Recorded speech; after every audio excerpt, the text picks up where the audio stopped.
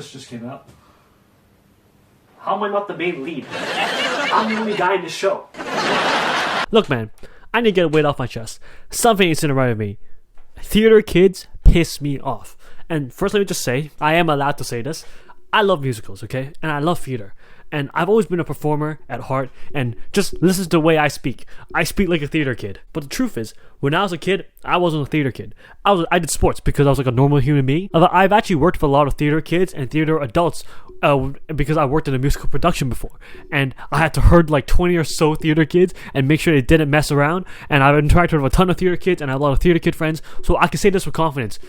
Damn, they're cringe as hell. I'm also friends with a ton of theater kids that just love creating and love singing, and it's great, you know. I love creating too.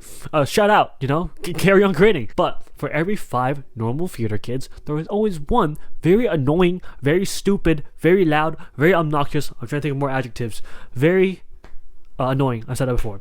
Very fucked up. They think they're better than everyone. The point is that there was 1 out of every 5 theater kids always are so annoying, and they think they're better than everyone. And it just makes me wanna show patience and understanding by hugging them and making them happy. We brought together 7 theater kids. I am a theater kid. I'm a theater kid. I'm a theater kid. I am a theater kid. I'm a theater kid. I'm a theater kid. I am a theater kid. But you might be saying, aren't all kids cringe? Why is it specifically theater kids? Aren't sports kids cringe? Aren't band kids cringe? Well, let me tell you something. I was in a wind band before, and I also played in a sports team. So I was both these kids, and in my experience, they were not as bad. Theater kids are way cringier than others because they are so delusional. This is not a problem I have to face in band or sports because, well, in the wind band, everyone plays their own instruments, so it didn't really matter. So I was a percussionist in the wind band, and I would never be jealous of a tromboner, just because I don't know how to play it. So what's the point? If we switched instruments, I wouldn't know how to play the trombone, and the tromboner would honestly be fine. The triangle is easy. Okay, so there are no clashes in bands, but there are clashes in sports, right? Yes, because there's only a limited amount of starting spots, and everyone wants to be the best and play the best and get the most playtime. But the difference between sports and theater is that sports is generally merit-based and skill is not really subjective. If Timmy is sad that he doesn't not get the starting goalie position, he just needs to lock in. If you don't get playtime in sports, most of the time, it's probably your fault. You just need to get better. I mean, you got no one to blame except yourself. I can't get mad that LeBron James is getting more playtime than me. He can dunk and I can't. Dante Cunningham. LeBron James! Oh, good gosh! I guess the only time that there could be beef is if the coach was like showing favoritism or some bias, but that happens anywhere. That's not a sports related thing. Here's a problem with theater kids specifically.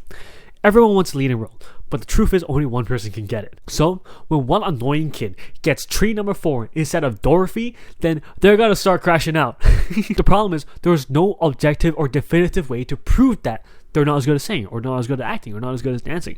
They're just gonna be delusional. You can't, no matter how many times you tell them, hey bro, stop singing, you suck at it, they don't believe you. What did you have prepared to show the other players? Through the line, through the season, they find me, 'cause no one knows how far it goes. Thank you. Hey man, I was young once. I was delusional also. But the difference is, in sports, I constantly get reality checks. I can't say that I'm the greatest tennis player of all time when I constantly lose 6-0 to some kids born in 2005. I'm just not the GOAT. LeBron's the GOAT though. He can dunk and I can't. James goes by and throws it down. But in theater, it's impossible to get this reality check. Kids would just delude themselves into thinking they're the greatest singer of all time. And in reality, their voice is high-pitched, annoying, and yeah, I don't want to hear none of this. It just makes me want to show patience and understanding by hugging them. Another thing is that we also got to ask ourselves, why do these theater kids choose to do theater in the first place? I think for a lot of these kids, I mean, they're young, so oftentimes it might come from the wrong place, right? It comes from a narcissistic desire to be the center of attention. These kids are extroverted, loud, and they think they're the greatest, but they're not the greatest, because LeBron is the greatest, because he can dunk and they can't. I think this is also why they can be quite cringe in a social situation. He was just very extroverted, and I thought he was trying a little too hard. Oh, was I that bad? No, you did very good. I'm gonna get snacks. Sometimes when I invite a theater kid friend of mine to my friend group, I think it's pretty cool. They're loud, they're extroverted, they're so funny, but can you imagine a friend group with only theater kids? Brother, that is a circle of hell only safe for the worst kinds of people.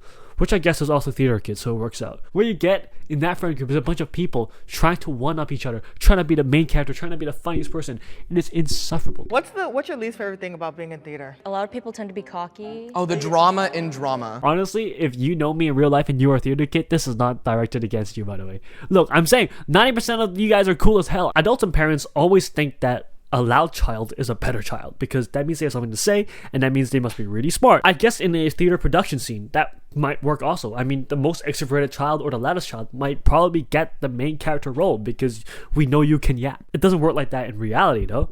If you look at the greatest entertainers and actors of today, they all have anxiety and they do coke. In my opinion, the best theater kids that will succeed aren't the loud ones. They're the quiet ones in the corner trying to study theater because they actually like it, not because they want to be the center of attention or something. Recently, I watched Saturday Night Live's 50th anniversary, and it featured a ton of comedians and actors that has worked in SNL before. And when I watched it, I can't help to realize the cringiness of it, because they're all theater kids at heart. But I don't mean the bad type of cringiness. They're the nerdy kind of cringe.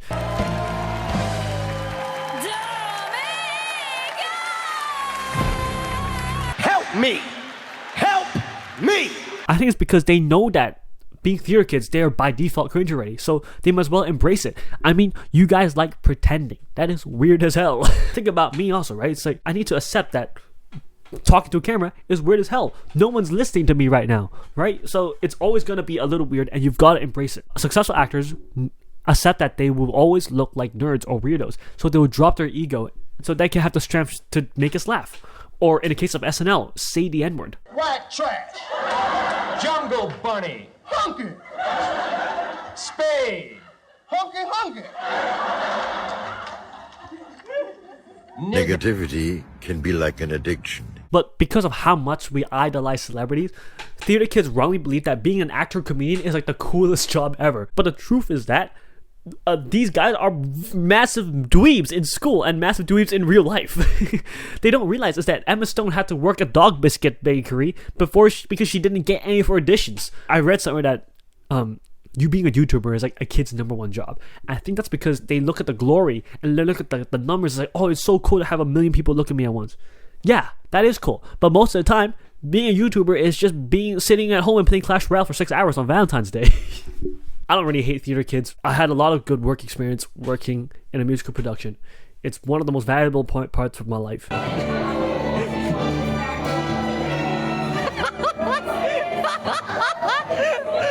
But sometimes when I look at it from the outside looking in, I'm thinking, whoa, as a person that almost was part of the theater world, I'm glad I'm not like that. I am not performing one day more at a Denny's, bro. That's just not happening.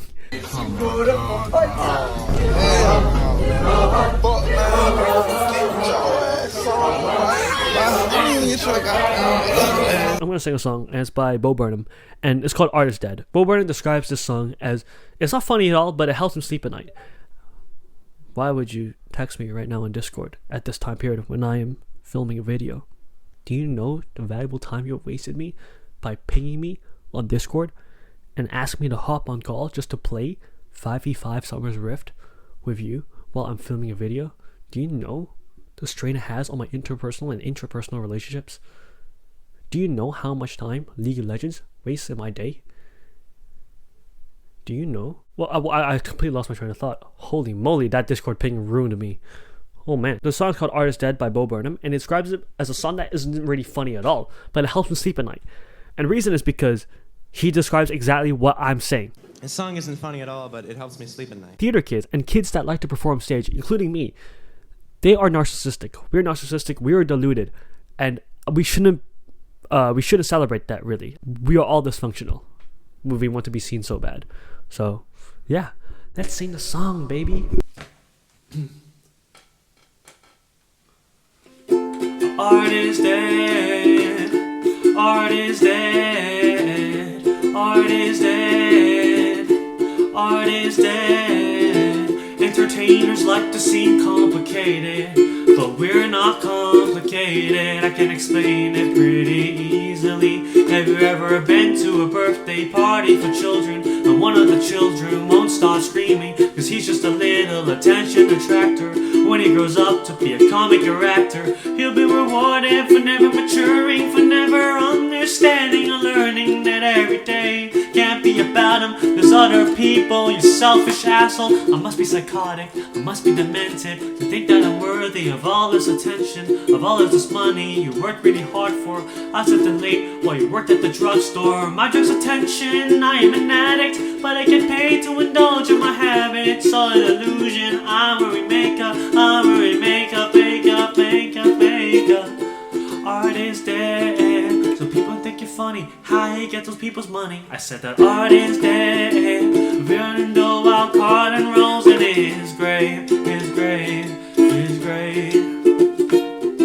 The show has got a budget. The show has got a budget. And all the poor people way more deserving of the money won't budget. Cause I wanted my name in lights when I could have fed a family of four for 40 fucking fortnights. 40 fucking fortnights. I am an artist, please God forgive me. I am an artist, please don't revere me. I am an artist, please don't respect me. I am an artist, feel free to correct me. Self-centered artist, self-obsessed artist. I am an artist, I am an artist, but not just a kid. I'm just a kid, I'm just a kid, kid. And maybe I'll grow out of it. Oh my god, I'm gonna get a cramp on my hand.